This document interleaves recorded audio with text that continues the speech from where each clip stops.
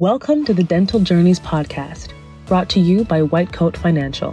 Whether you're a new grad or a seasoned dentist, we are here to share stories of dentists from across Canada, how they got to where they are today, and the strategies that helped them along the way.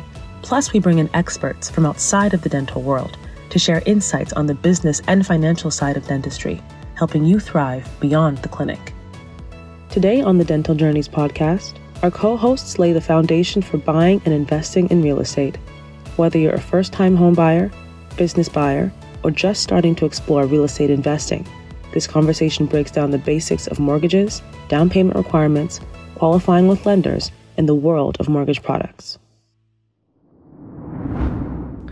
Awesome. So we're back in action. It's been a little bit of since our last episode, but now we're back into it, talking about mortgages, which is mortgages and housing and all that. So it's an interesting topic, obviously, for dentists, just because, you know, there's the actual living aspect and the investment aspect, and we'll kind of just go through some of that today.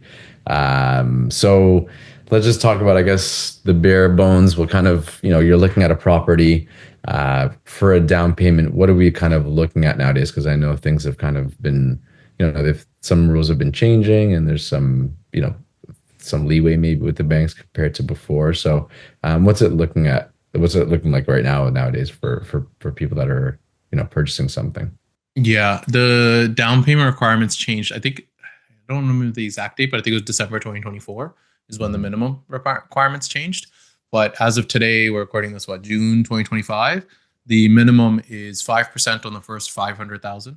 So that's 25K there. And then between the balance between 500,000 and up to 1.5 million, it's 10% on that remaining balance. And then as soon as you cross over 1.5 million, is 20% down, regardless. That sliding scale kind of goes out the window. It used to be at $1 million, but now it's at 1.5 is when that 20% requirement hits. And in plain English, if someone was to buy, let's say, $1 million property, they're going to be looking at a $75,000 minimum down payment. So that would be, 5% on the first 500K, that's 25 grand. And then 10% on the next 500K, that's 50 grand. So now you're at 75,000. But as soon as that number crosses up to 1.5 million, you're having to put 20% down, no more sliding scale at all.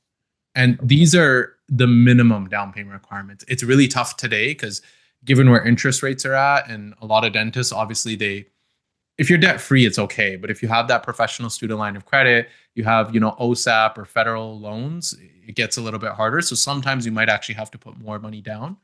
But that's the minimum. And that's assuming you're going to live in the property. Mm-hmm. If you're going to rent it out, if it's going to be purely for rental purposes, again, the sliding scale, it's completely out the window. You got to put 20% down. So even if you're buying a $500,000 rental property, you have to put $100,000 down on it. One key thing that as a little caveat there is that if you buy a primary residence, let's say it has a separate basement suite, so it has an entrance, has a kitchen, it's a fully separated enclosed suite, you could still put a minimum down payment because it's your primary residence, but the basement is rented out. It's not 20% down because it's still your primary residence. And I've had even some young clients they'll live in the basement and then they'll rent out the rest of the upstairs, and they would still get away with a minimum down payment. The banks are sometimes a little picky about that arrangement where you're in the basement and you're renting out upstairs, but generally it's still fine. Gotcha. Yeah. So it's not that you can always get that if you're under that 1.5 mark, you don't always necessarily qualify for less than 20%. It depends on your credit and what other loans you have and whatnot. So it's not always a for sure, okay, I'm going to just pay 5% on the first 500,000. Yeah, it's fully dictated by your debt to income ratio. So it bases on how much your income is and then how much debt do you have relative to your income. Got and it. Then on top of that, they'll also look at the property. How high are the maintenance fees? What's the property tax? And then do you have any leases, loans, other sort of debts? So there's a lot of factors that go into it. And it's difficult because every bank will calculate your income a little different. They'll calculate your debt payments a little different. So that's why it's not a one size fits all. Everyone's a little different. You might have two people, and let's say you go and apply at TD, for example, you might get declined there, but then get approved at Scotiabank or something like that. So whereas the same person, same application, just different approval, depending on how sort of the bank looks at it. Okay, cool. And then obviously on top of that, there's always, it's not just a down payment. There's always some sort of closing costs as well, in terms of lawyer fees and maybe, I don't know, it's accounting fees is a thing, possibly real estate fees. Usually, I guess you're not paying when you're buying, but if you're selling, that's when you're paying the real estate. But what are we looking at roughly in terms of closing costs as well on top Yeah. of So closing costs, the biggest one is property transfer tax. And this one varies by province. Like, for example, I believe Alberta, it's like $500. It's nothing. Whereas if you go to BC, or if you go to Ontario, specifically in the GTA, it's even more. And so property transfer tax is the big one. I'm not going to give the number because it really depends on the purchase price. I've seen property transfer taxes up in like the $50,000-$60,000 range. It gets quite high. And then you're going to have legal fees. Those aren't that bad. Depending on the lawyer or the notary you go to, I don't know, maybe $1,000 is probably the cheapest I've seen. 3,000 is the most expensive I've seen. So I think it's good to budget for like $1,500 there, maybe $2,000. And then you're going to have some other random expenses. Like you're going to have a little bit of adjustment on the property tax, depending on when you buy the property. Because if I bought it in June, it's not the full year. So there's little adjustments like that, maybe some utilities, minor expenses, moving costs, so on and so forth. So it really varies for everyone. But the big one is property transfer tax. The thing with the banks, though, is they also want to see above and beyond your down payment. They want to see generally that you have 1.5% of the purchase price above and beyond the down payment. So, for example, if you're buying, what is this, $1 million property, they're going to want to see your minimum down payment plus $15,000 in cash that's not being used for the down payment, because they want to make sure you have enough for closing costs. Now, closing costs aren't going to always be 1.5%, but that's kind of what they want to see. Gotcha. Okay. I guess a lot, this may apply for people coming out of school or looking at their first place. There's always incentives, obviously, for the first time that you're buying a property. What does that look like? What is it? I know it's called something like a first home savings account, or how does that look? How does that work, and how can you kind of help that help you buy your first property? Yeah, there's so many incentives out there now, which is great. Don't get me wrong. It's just even I have a hard time keeping track of all of them. I'm not going to go into, just for like the sake of time, I'm not going to go into like some of the government rebates that you'll get and the GST being waived. Because like if someone has questions about that, they can email me and I'll like send them a list depending on their province. But just for the sake of time, we'll just talk about like the different accounts that are beneficial to first-time home buyers, not all the other incentives that you get from the government. But I would say that the best one right out the gate is the first home savings account, or the FHSA. Probably hands down the best thing that the government has rolled out when it comes to like down payment support. What happens is it's very similar to RSP. You make a contribution to the account, you get a deduction, and then when you withdraw the money, it's completely tax-free. So it like combines the best features of the TFSA and the RSP together. The only catch is that there's only $8,000 allowed that you're able to put in it per year, and the room doesn't start accumulating until you actually open the account. So, for example, if you want to open up an account and let's say you decide, okay, I want to, carry forward the contribution room to next year, well, you'd still have to open the account this year, and then next year you're able to make a contribution for this year and last year. This year and next year. But the key thing here with the FHSA to be mindful of is that, number one, annual contribution room is $8,000 a year. You can't put more than that. The contribution is tax deductible. Any growth on the investment inside that account, whether it's interest or dividends or cap gains or whatever it is, that's completely tax-free as well. And then when you withdraw it, it's tax-free. The main thing, though, to be mindful of is that there's limits on how much you can contribute in any given year. So if you forget to contribute one year, you can carry forward the room to a next year. As of right now, you're never allowed to really contribute more than $16,000 in any one calendar year. So it's not like the RSP and the TFSA. Those accounts, you forget to contribute, the room just carries forward unequivocally, like without any limits. Whereas the FHSA, you need to be a little bit more mindful. So that's the first account that you're going to want to open. The next one is if you've maxed out, let's say your FHSA, you're going to probably want to look at the RSP. This is like the OG retirement account. Obviously, like you use it for retirement, but they ended up sort of opening that up to the home buyer plan. I don't remember exactly what year they did that, but you can also use your RSP as part of the down payment. How that one works is the same thing. You make the contribution, you get the tax deduction. And then if you were to pull the money out of your RSP, it's technically tax-free to make that withdrawal. as long as it's used as part of your down payment. But you have to be, again, first-time home buyer. And more importantly, if you do not pay the money back over a 15-year time period, the government will just tax you on 1/15 of that withdrawal. So like, to put it in plain English, I always tell clients, you're not withdrawing the money out of your RSP, you're borrowing it out of your RSP. And if you don't put it back into the RSP, the government will just add 1/15 of your total withdrawal over a period of 15 years. So like, if you withdrew $60,000, which is the limit on how much you can withdraw using the home buyer plan, well, if you did the full $60,000, $4,000 would just get added back to your income every single year, unless you repay that $4,000 into the RSP. The catch is that when you repay that money back into the RSP, it's not a tax deduction the second time around. Gotcha. You're just putting it out of pocket into the RSP. Okay. And then, yeah, the last account is maybe the TFSA, but I don't really like using the TFSA for down payments unless it's like dire and we absolutely need it. You're better off just keeping your TFSA for like actual long-term retirement. But in theory, yes, you could put money into your TFSA, let it grow, pull it all out completely tax-free. But I always say, like, ideally, let's not use your TFSA for the down payment. Really, the FHSA and the RSP are the two that are kind of designated for down payment. Gotcha. It sounds like the FHSA is probably the best to kind of go for, and maybe the best time is maybe within your first year of practice or even your last year of dental school. Maybe a good time to open and kind of carry that over then. 100%. Yeah, I've had people who are in their last year of dental school and they'll open the account, but they won't make the contribution. And then when their first year of practicing, they're able to make a full $16,000 contribution right out the gate. And we both know your first year of dental school is not really like first year of practicing, is not really a first year. Like, you're probably starting like July maybe ish. And your first year is maybe not that, you don't make that much money, obviously, depending on where you're working, because you don't have a full schedule yet. So a lot of people, they'll not incorporate their first quote unquote year of practicing because they're like, okay, well, I'm going to use 16 grand FHSA.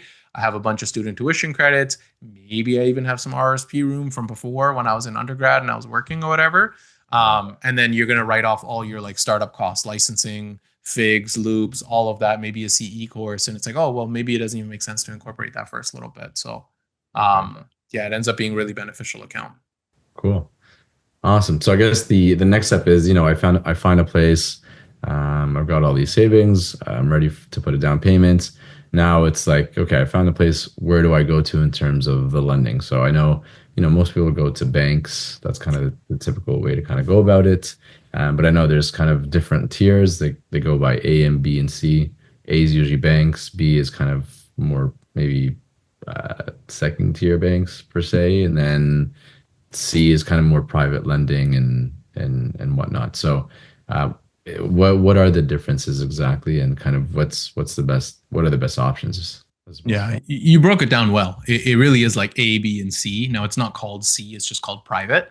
But A lenders would be like all the banks, so the big 6 banks, credit unions, depending on the province you're in. And I would also say monoline lenders or like online lenders. Monoline, the best way to think of it is they just do mortgages. Like, they don't have checking accounts, they don't have savings accounts. Some of them might, but they don't do like investments. They don't have branches. They're just purely a mortgage company. And they're actually a really good space. They actually add a lot to the mortgage space because sometimes they have lower rates and they have sometimes more flexible conditions. So they're a really good sort of lending option as well, if maybe the big 6 doesn't give you the terms and conditions, interest rate, or whatever that you need. So I would say that's the A side. That's if you have, the minimum down payment and your ratios. Remember how I said there's a debt to income ratio? Your ratios are in line and your application looks good. B lenders or alternative lenders, that's where you would go when maybe your credit isn't the greatest, or your income reported isn't high enough to service the mortgage that you want. Remember, again, I said there's ratios. There's a GDSR and the TDSR. I'm not going to go into what those mean, but there's a debt to income ratio that you have to meet. If you're slightly above that and the bank's not making an exception, alternative lender is a great space for that. And the key here is that when I say like A and B, A is, yes, they have the best interest rates. It's the banks and the companies that you know of and that you're aware of, but the requirements to get approved are also the most strict there. Now with an alternative, it's a lot more loose. It's a lot more like flexible. The downside though with an alternative lender or a B lender is that the interest rate's typically higher and there's a fee as well associated with that mortgage. So interest rates, it really depends. As of today, you're looking at maybe 0.5, maybe all the way up to 1.5 more than what your bank would be. But generally, it's like about 1% higher than what most banks would be. And then you're typically paying anywhere from a 1% to a 2% loan fee. So if your mortgage is, I don't know, $500,000, well, you're putting a $5,000 to $10,000 fee on top as a lending fee. Yeah. So that's the trade-off, is you get that flexibility when it comes to, qualifying for that mortgage and actually getting the mortgage because the bank didn't approve you. Whereas the downside is that you're going to obviously have that lending fee and a higher interest rate. I see the alternative space. I don't obviously use it a lot because most of our clients, like, they're dentists and we're getting approved at the bank. But in rare circumstances, let's say you don't pay yourself that much in salary or dividends and your finances just don't look ideal, your tax returns don't look ideal for the type of property you're buying, well then great, we're probably still going to go with an alternative lender. It works really well on maybe a rental property side because sure, the interest rate's higher, there's a fee associated, but we're writing off the interest against rental income. So it's not a terrible solution. The other downside I would say to an alternative lender is they don't do anything with less than 20% down. So you have to have 20% down with an alternative lender. Yeah. And then if you don't qualify, let's say at an A lender, like a bank or a monoline or credit union, and you don't qualify at an alternative lender or a B lender, well, then we're going to the C option, which is private lending. Private lending is just completely different game. They don't really look at your income. They don't care about your credit score. It's purely based on how much equity is in that property or how large is your down payment. Now, I think ever since I started working with dentists, I don't think I've done a single private mortgage. I maybe did one or two before that. Very, very rarely are you looking at private lending as a dentist. Almost never. But if you're really in a jam, private lending doesn't care about your income. They don't care about your credit. They don't care about anything. They don't even do document submission that much. Like, they look through some of your documents, but it's not that intensive. You'll know, obviously, you've gone through the mortgage process. It's a lot of documents that they collect. They don't really check anything. They do an appraisal. They see if you owe any taxes. And then it's just purely based on how much debt do you owe on this property. The max that they'll usually lend is 75% loan to value on the property. So in plain English, that means 25% down payment or 25% equity or more is what you need with a private lender. And then in terms of interest rates, they're a lot higher. They're probably like 2, 3, sometimes 4, sometimes 5% higher than what a bank might be. And there's usually a 2% lending fee on that as well. So that's kind of how the different sort of sectors of mortgages work. You got your A, you got your B, and then you got your private or C lender. But yeah. Okay.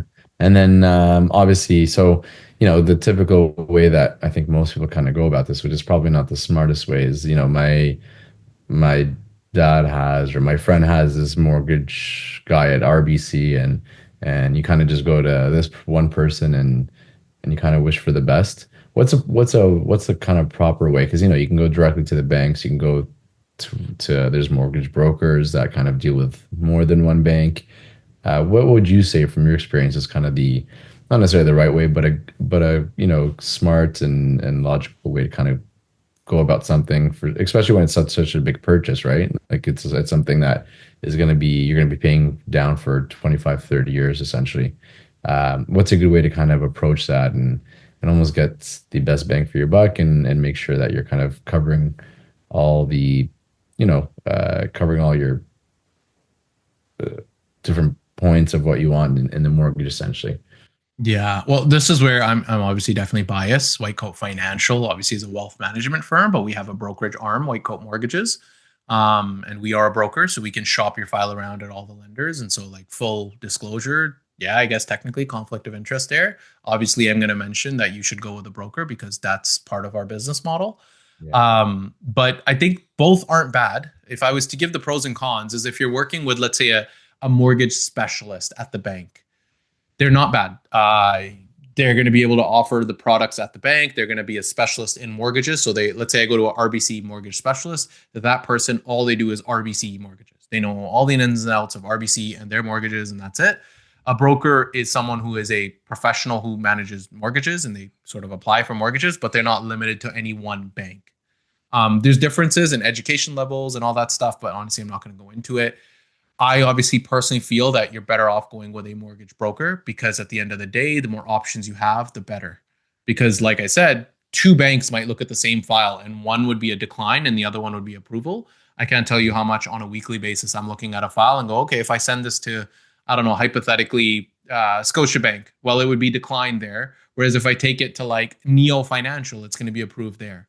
And it could all be based on like the most small, minute details. One lender might want you to have your credit card paid off fully. Another one might want your lease payment to be closed out. There's like, everyone calculates those debt ratios a little different. Yeah. And the key thing here is that generally speaking, the interest rates are almost equivalent across the board. You're not going to see a huge discrepancy in interest rates that are available, whether you go to a specialist or a mortgage broker. A lot of the times people say, oh, with a mortgage broker, you're going to have to pay a fee. That's not wrong. You have to pay a fee if you go with an alternative or private mortgage. But as a dentist, none of my clients have ever paid me a fee for a mortgage just because they're not going alternative or private. Because we get paid directly from the lender. And that's the same if you work with a mortgage specialist. They get paid depending on the volume of that mortgage. So I'm a little bit biased here, and I would say you might as well go with a broker because that way you just have more options. Okay. That's obviously my opinion. Now, there are some banks that do not lend in the broker channel. That would include CIBC as of today and RBC. We have access to TD, Scotia, and BMO, but we do not, as brokers, do not have access to RBC and CIBC. At Whitecoat, obviously, we're a little different. I still have a contact at RBC and CIBC. So if I look at a file and I can't get it approved, well, I'll just send it to my guy at RBC and get it done there. Because for us, it's like, okay, let's just get the best product for our client because we manage the entire financial situation. It's not just obviously the mortgage. And so I would say, yeah, ideally better to go with a broker just so you have options and then they can rate shop for you. But if you go to a specialist, that's okay as well. You're just going to be limited to that one bank's product, unfortunately. That's not to say they can't get you an approval. They're not going to be able to look anywhere else. Yeah. So that's interesting. That's interesting that you mentioned that as well. So you don't necessarily, from your point of view, you don't get paid by the purchaser. You get paid by the actual lender. Yeah. Yeah. The only time let's say the borrower, the client, is going to have to pay a fee to their mortgage broker is if they're with an alternative lender or a private lender. Because that lending fee, part of that encapsulates the fee that you have to pay to that broker. Again, as a dentist, you're almost never going to have to deal with that situation. But if you're, I don't know, a different occupation, yes, you're going to have to deal with that. I've never done any private or alternative deals. I think I'm working on one alternative deal right now, and that one's a very unique situation, very interesting circumstance. And even that, it's like I'm not charging a fee on that because in 6 months I'm going to get him back over to a bank, because his tax situation just isn't mapped out correctly. So, yeah. Gotcha. Okay. That's really good to know. So I'm sure people kind of sometimes get hesitant because they're scared there might be fees or hidden things, but you're being transparent and it just, you're getting that from the lender essentially, which is good to know. So we've kind of covered the different lenders, the different, brokers versus specialists. I guess, what else could we talk about? So different, I guess, different mortgage programs. Because I know when I first graduated, RBC had I believe it was RBC, where, they, obviously you don't have past history. Mortgage brokers tend to kind of look at past history to kind of get you a mortgage, or lenders tend to look at past history. But obviously when you first graduate, you don't really have a past history. So, lenders are relatively pretty nice to dentists because they kind of have a good projection of what they'll be able to make. So I guess could you talk more about that and what's offered there? Yeah. So there's special programs for dentists. For some context here, if you're self-employed, which every dentist is, sure, you might work at one clinic, but you're still a subcontractor. You're technically self-employed. If you're a self-employed person, you need to show 2 years of history to a bank to get approved, or to a lender. Bank, credit union, monoline. If you do not have 6 months of history as a self-employed individual, you're looking at a private or an alternative. However, as a dentist, you live in this wonderful place where the banks understand your income, they understand your occupation, they know that you're going to do well. It's a long-standing profession that makes a high income. So there's things called a projected income program for dentists. So if you're fresh out of school, or you're still in dental school, you could still qualify for a mortgage even though you don't have 2 years of income history to show the bank as a self-employed individual. Now, every big six bank has these programs. Monoline lenders also have these projected income programs. Everyone is a little bit different. again, as it is in mortgages. Every bank is a little different as to how they use these projected income programs, but generally speaking, you could use a projected income program as long as you're in your final year of schooling or residency. So if you're in dental school, you can use it. If you're doing like a AEGD or a GPR, you can use it in your final year of that residency. And then you can use it generally as long as 3 years out of school. So you could even use it, even though you might have a 2-year average, you could still use it 3 years after you started practicing. And that's really, really powerful because as we kind of alluded to earlier, your first year might not be a full year. So your tax return might only say like, I don't know, 60 or 70 grand, but it's not reflective of what your total year was. And so you could still use a projected income program even 3 years later. Like I'm currently working on one right now where the projected income amount is actually higher than what her income ended up being because she moved and did all these things. And like she started practicing a little bit later. And so we're still using a projected income program, even though I have a 2-year average for her. Now, when it comes to the income that they use, the range right now is about minimum 175,000, all the way up to 225,000. Now, before the dentists get mad saying, what the hell, I make way more than that. It's just their projected income program. If you make more and you have a 2-year average, we can use more. It's just if you don't have the 2-year average, we're going to have to use those numbers. And it is the bank's way of being relatively conservative. Like they know that you make more than that. But they also are looking at it like, hey, kid, you haven't even been practicing for 2 years. We're still using an income that you don't fully make. And they're doing that on purpose to be relatively conservative. And then there's other stipulations like every bank will calculate your line of credit balance a little bit differently. Every bank will calculate your debt payments a little bit differently. So you want, again, this is my bias and full conflict of interest disclosure. We're going to usually shop that around because as a broker, I like having the ability to use like 6 or 7 different projected income programs and shop the entire field to like what's actually going to make sense for Ricky or this one individual client, depending on how large that line of credit balance is. And sometimes it's not even to do with your income or your debt. It's to do with your down payment. Where's that down payment coming from? Is it coming from your own funds? Are you getting gifted funds? Okay, well, every bank is a little different on what they allow. And so that's where we really have to play the field and see what makes sense. But projected income program it's such a blessing as a dentist to have that. If you do want to get into the real estate market sooner rather than later or buy a home. I've had some clients do it where they're maybe not even buying a home for themselves. They finish dental school and they're like, hey, mom and dad, I want to buy you guys a house. And so they'll upsize the family home together right out of dental school. So it'll be like mom, dad, and let's say the child who's in dental school. Or they'll use it this happens very commonly in Australia. Or Ireland. You go away, you don't really get a professional student line of credit. Maybe you did, maybe you didn't. Sometimes you'll come back and you'll finance the entire home. You'll refinance it as a home equity line of credit so that your parents are all joint on one line of credit and now you're paying that debt as well. So there's a lot of different use cases for the projected income program. And so that's kind of the main, I would say, program that's specific for dentists. The next program, I would say mortgage-wise, it's not specific to dentists. It just works really well with dentists is a stated income program. So as most people, you're going to eventually incorporate. Remember how I said the bank uses a 2-year average of your income? Well, they're looking at your personal tax return. So they're looking at your T1 general. Specifically, they're looking at your salary and your dividends that you paid yourself that year. Maybe even that little self-employment section. And they're going, okay, Ricky, how much did you earn these last 2 years? They'll add those 2 years up and then they'll take the average of it. Yeah. Now, if you have a declining average, so let's say 1 year you made 100,000 and then the other year you only paid yourself 90, well, they're going to use the lower amount. They're going to use 90.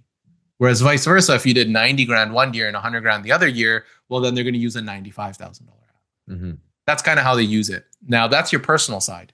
If you have a corporation, they will add back a percentage of your actual net income inside your corporation. This is a stated income program. So they're going, okay, we understand that you have a business, and assuming you own 100% of the shares of that business, which every dentist does, they own 100% of the shares of their DPC. They're going to say, okay, Ricky, we're going to take your 2-year average on your personal tax returns, and then we're going to take a 2-year average of the net income. The net income being you have your revenue, you take all your expenses out, you take your dividends out as well. Okay, what's actually left inside your corporation for the year? And then they'll take a percentage of that and they'll add it to your personal income. Okay. So like hypothetically, let's say you had another $100,000 in net income inside your corporation. And let's just say hypothetically, this specific bank is allowing you to add 50% of that. Well, you would just add 50 grand to your personal 2-year average. Okay. Now, every bank is different. Again, this is where they're different in terms of how much of salary and dividends and how they calculate the 2-year average. But more importantly, how much of that net income are they going to allow you to add back to your income? Are they going to do 40%? Are they going to do 50? I've had some banks say, okay, we're only going to do 30%. I've had other banks say we're going to do 100%. It's a little bit case by case. And so that stated income program is super beneficial. It's not actually made just for dentists. I can use that as well as a business owner, but it works better for dentists because as a dentist, you have so much net income typically inside of your corporation. Whereas a business owner, I might be writing off stuff that, might fly under the radar. Maybe it's not the best stuff to write off. Whereas an associate, there's not a lot of stuff that you're going to be writing off in your corp. So you're going to have really healthy net income levels. And so I would say there's other programs, but those are probably the big two that are specialty mortgage dental programs. Okay. So it's obviously an important thing because, as associates or as dentists, we tend to, take a certain amount personally, and then we try to keep the rest, in the corporation, just because obviously it's tax less. So it's good that they're still kind of able to take a look at both of them, not just your personal, because that makes a huge difference, obviously.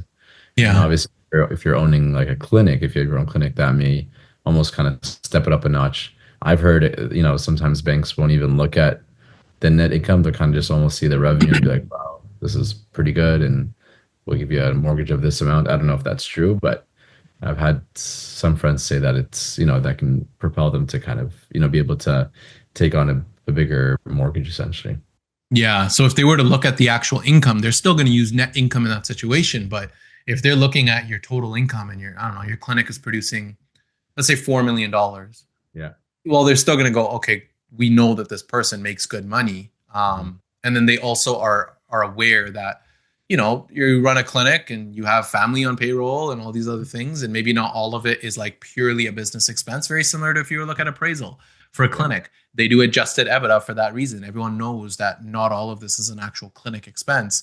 Your mortgage sometimes will be viewed that way. A key thing I actually forgot to mention is that while this is beneficial from a tax planning standpoint, you do want to have these conversations well in advance before you are buying a home. That's kind of the ideal thing. But the other thing I wanted to mention here is that when you are doing this from a tax planning standpoint, you just want to be mindful that these stated income programs, well, generally you can only really use them to their full benefit if you have a 20% down payment. Yeah. If you don't have a 20% down payment, you could still use the stated income program just with less flexibility. Whereas the projected income program, you could use with a minimum down payment or with 20% down. Stated income is just, there's certain limitations. If you got less than 20% down, you can't be like going crazy with it. Going, oh, okay, we're adding back 100% of the net income. Because I probably should have mentioned this earlier. When you have 20% down or more, it's just between you and the bank, that mortgage. It's just two parties involved. There's a borrower, there's a lender. If you have less than 20% down, there's three parties involved in that mortgage. There is a borrower, there's a lender, and then there's the default insurance, which is technically a government-backed entity. Okay. So it's like a government insured mortgage. Yeah. And the government doesn't care if you're a dentist or not. Mm-hmm. They have the same rule for everyone. Whereas banks, they do care if you're a dentist or not. They want the rest of your business. They want to give you money so that you pay them interest. Whereas the government doesn't really care. And so there's a lot more flexibility when it comes to mortgage rules and those. Remember, even those ratios I mentioned, we can kind of blow those out of the water if you got 20% down. If you got less than 20%, it's very strict because it's now not just me negotiating between the bank. It's me having to run it by the government, and the government doesn't care. It's like you got to fit into their box or you're not getting approved. Gotcha. Okay. Yeah. So that's good to know as well. And obviously, I know personally, one of the biggest things is you want to kind of get on this relatively pretty quick because mortgages sometimes can take, quite a while to get approved. There's a lot of documents that they have to that you have to send and then that they have to sift through as well. So it's not something to kind of keep last minute. You want to pay over maybe even months in advance, essentially. Yeah. I say this to clients, the more notice you give me on this home purchase, the more options and the smoother this process is going to go. Yeah. And don't get me wrong, I've gotten people approved in like start to finish 5 days, 3 days. Wow. Nightmare though. That's all the gray hairs I have are purely from mortgages, nothing else. Because time is of the essence. There's been times where it's like, I'll get a call on a Saturday night at 9 p.m. and a client told me they just finished negotiations and they're buying a house and subject removals on Monday.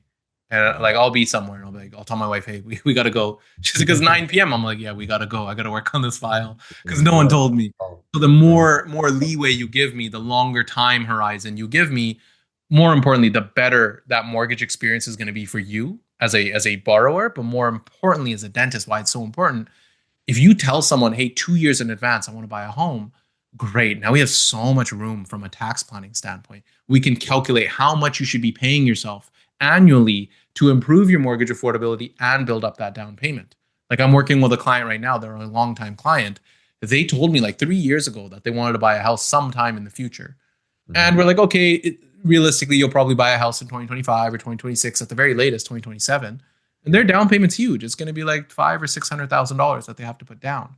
Well, because I had that long-term relationship and I understood they're going to be buying a home, we've been slowly pulling out that down payment so that we're not having to pull out $500,000 in 1 year, because that's going to cost well over $1 million to pull out. So now their down payment is actually like $750,000 gross instead of being $1 million gross. So just by having that time horizon, we're able to save them like $250,000 in taxes. Wow. Now I know that's not always going to be the situation. You might not know you're buying a house. Mm-hmm. But the more, sort of heads up you give, the better. And even if you don't give that much heads up, we could do shareholder loans and other stuff. But again, that's another topic. Yeah. Okay. So I guess the next thing that we could kind of discuss quickly is fixed versus like variable rate mortgages, because those are the two main things: open and closed mortgages. What are the differences between fixed and variable rate mortgages? Yeah, to keep it super simple, on the fixed, it's very straightforward. Variable, there's technically two types of variable. We'll come back to that in a second. But fixed, it's probably the most common mortgage. You understand exactly how it works. Your interest rate, your payment, everything is fixed. It's set in stone for the length of your term. Now, just a bit of like, I guess, a glossary or whatever, I don't even know, key terms is you're going to have a term. That's how long your contract is for that specific time period. But then you also have amortization. Amortization is how long is your mortgage. Now, you could do a 25-year or you could do a 30. 25 is if you have less than 20% down. You can do a 30 if you have more than 20% down. Now, there's some rules that you can now do 30 for new builds if you're first-time home buyer. But honestly, I'm not even going to get into that today. Just think of it, amortization is the length of time that you have to pay that mortgage back. It could be 25 years, it could be 30 years, and then you can renegotiate that as well. So sometimes you're going to refinance your mortgage and you could change those terms, but ignore that for now.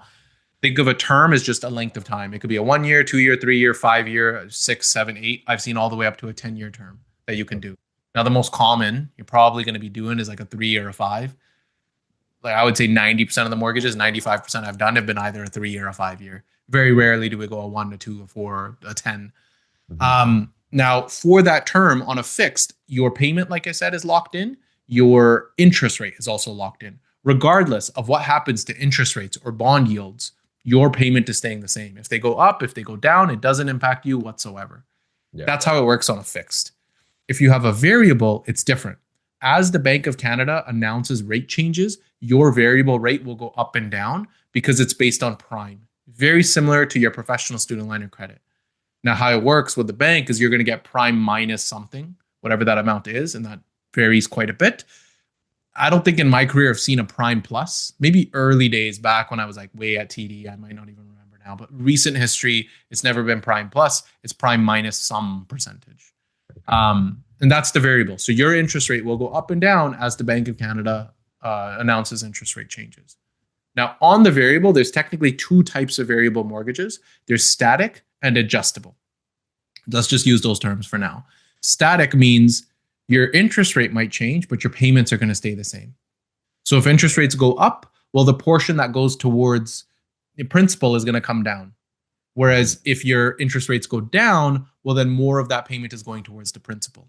So the ratio between how much is going towards principal and how much is going towards interest might change as rates go up or down, but your payment stays the same on a static.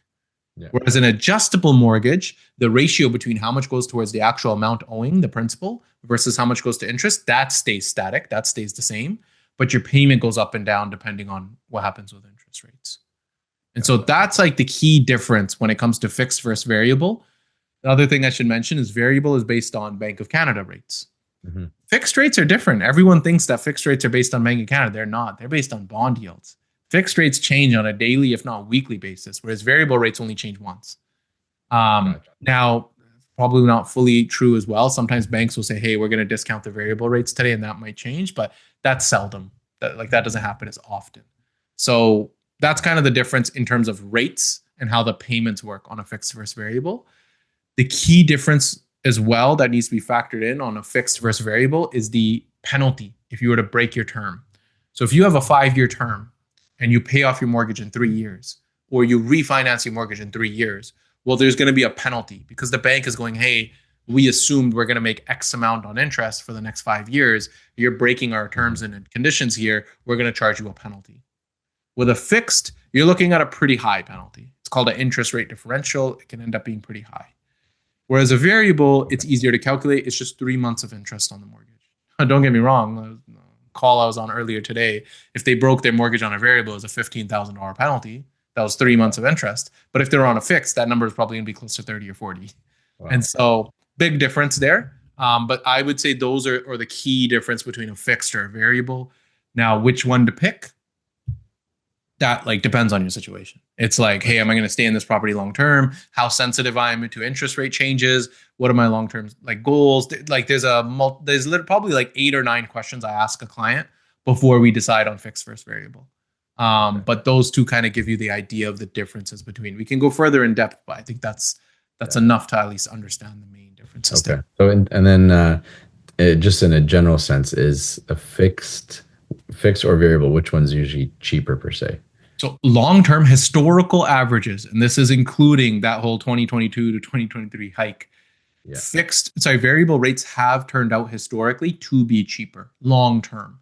But everyone's situation is going to be different because some people might have had variable in 2021, and then all of a sudden 2022, 2023 hit, and they're like, man, I'm getting killed here. And that was the situation with a lot of people. But historically, looking at long-term data, the variable does end up being a little bit cheaper. Okay. But that's not to say it'll continue being so. Who knows? No, exactly. So I guess in general, from the past, variable might have been a better option just because when you break it, the penalty is a little bit less, but you don't have the, I guess, almost stability that a fixed mortgage gives you. With we had that hike. Maybe people with fixed mortgages were comfortable and they were not enjoying it, but it's nice being comfortable essentially having that fixed mortgage and not having it spike up and down essentially. Yeah. And if I could put like a bow on it in terms of like, okay, what makes more sense is like the fixed gives you protection if rates go up. And that's probably the only benefit of the fixed. Whereas the variable, there's multiple benefits. If rates go down, you're protected. If rates go down, you can always convert from a variable into a fixed. So you can always switch it. The only downside, in my opinion, to a variable is if rates go up, you're dealing with payment shock. Now, if you have a static, you're not dealing with payment shock. It's just less of your actual payments going towards the principal. You're mostly just paying interest. So that's kind of the two differences there if I was to put a bow on it. So it really is case by case.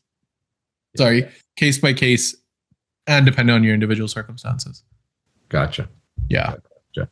And then, so I guess if we're looking at, different property types, obviously there's a huge difference between if you're buying a property like a prime residence. So that means living at the place that you're buying, or an investment property is when you buy it to kind of rent it. What are the main differences? Because I know there's differences in terms of down payment requirements, interest, and the taxes when you sell them as well. Yeah, those are probably the 3 biggest differences. When it's a primary residence, meaning a house that you are buying, you are eligible, as I alluded to earlier, to putting less than 20% down. Whereas, and that's, if it's under 1.5, you're allowed to put less than 20% down, assuming you qualify for that mortgage. Yeah. Whereas if it's an investment or a rental property, you have to put 20% down. It doesn't matter what the purchase price is. 20% down is the minimum. Now, I'm sure there's going to be people listening going, oh, I have an investment property. I didn't put 20% down. That's fraud. That's what that is. That's how you did that. So if you get caught, you're not going to go to jail, I don't think, but you're definitely going to get hit pretty hard from CRA. So I wouldn't necessarily recommend doing that. Yeah. So if you're ever like, oh, like I have a rental and it's less than 20, that's fraud. So yeah, I would advise against that. That's the difference in terms of down payment. The next, I would say, big difference is how the interest is treated. And this really just comes down to the fact that your primary residence, the government doesn't view that necessarily as an asset. They view it as a place that you live. Whereas, a rental property or an investment property, they view that almost as a business. And so what happens here is that if you buy a primary residence, the interest on that mortgage is not tax deductible. Whereas if you buy a rental property, the interest that you're paying on your rental property mortgage, that is tax deductible against any revenue generated from that property. So like a nice easy example is, let's say my interest for the year is $10,000. And my rental property, I made $15,000 in rental income. Obviously, these aren't accurate numbers, but let's just say that's the numbers. Well, the government would then, on that rental income, instead of taxing me on $15,000 of rental income, they're only going to tax me on $5,000 of rental income. Because the interest would go against, kind of like an RSP contribution. It would deduct from the rental income earned. You could also write off other things, maintenance, repairs, utilities, things of that nature that can all be written off as well.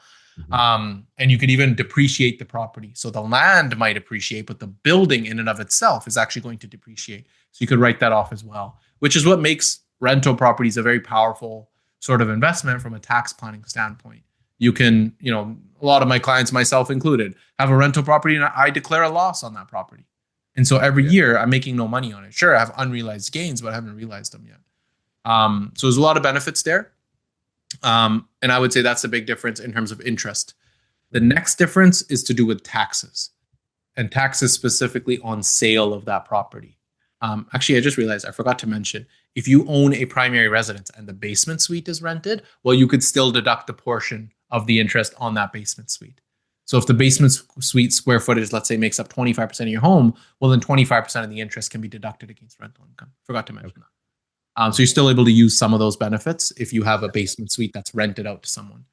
The next thing I was going to talk about is taxes, specifically tax on sale of the property. Common, known thing, hopefully, is that if you sell your primary residence, all the gains on that property are completely tax-free. I would say, other than your TFSA, your life insurance, and your primary residence, those are the only three truly tax-free shelters that you have in Canada. Everything else is taxed in some form or another. And so your primary residence is a huge tax planning benefit. I actually say to a lot of my clients, I don't view your primary residence as an asset. I view it as a tax planning play. So I give this analogy to clients all the time, or this example. One of my mentors owns this massive property. And the guy is single. His kids are grown up. He's completely alone in this massive house. And I still remember asking him, I was 19 years old, hey, why do you, what's up with the property? You're bored, you're all alone here. Isn't that a safety concern? And he got a little mad. He's like, how old are you calling me? But anyways, I was like, why do you have this property? And he's like, tax planning. He's like, all the gains on this property. And again, I don't know what the property's worth. Let's assume it's 20 mil. I wouldn't be shocked if it is. Between now and when he passes away, all the gains on that property, completely tax-free, are going to go to his heirs. Whereas if it's a rental property, he's paying tax on that. And as you get wealthier, with a lot of our clients, the biggest thing we're looking for is tax havens. The biggest expense you're ever going to have in your life is not your mortgage payment. It's a tax that you owe to the government. And so primary residence is super, super powerful from that standpoint. But even on a lower scale, it doesn't need to be for the ultra wealthy. A lot of our parents' generation, a lot of the boomers, their retirement strategy has been, I'm going to sell my house, downsize, and go move into a condo or a townhouse or something much smaller, or even play geographical arbitrage. I'm going to move out of maybe Vancouver and move to Delta or something like that. They're going to play that geographical arbitrage and make a bunch of money on the sale of the property, completely tax-free, and that's going to pad their retirement. The government is actually very mindful of that, and that's why they don't necessarily want housing to collapse, is because it would screw over a lot of Canadians. Because so many of them, their net worth is tied up in their housing. So that's the benefit on the primary residence. Sale is completely tax-free. Even if you're upsizing from a condo to a townhouse, great, that property went up in value. It's completely tax-free when you roll that over into your next payment. Down payment. Okay. Rental property. That's not a one-time thing. That's every time you sell your primary residence, it's tax-free. Exactly. Every time you sell your primary residence, you can use it every time. And so it's just called the primary residence exemption. And there's no limit to how many times you could use it. Now, this kind of brings up a good point of flipping properties. If you buy a property, you live in it, and you just sell it and you keep doing that, you're going to get hit with a flipping tax, and that's different. But generally, if it's truly your bona fide primary residence, then you're good. They want you to stay, I've heard, at least a year, I guess, or so. Yeah, it's typically around 2 years, but even then, you have to be able to prove that you didn't just flip this property. It needs the paper trail needs to make sense.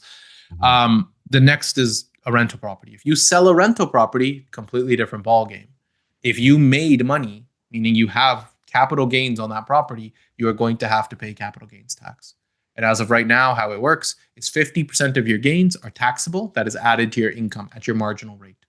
And so if I made, hypothetically, $500,000 on the sale of an investment property, well, 250 of that 500 grand is going to be added to my personal income, assuming I own that property in my personal name.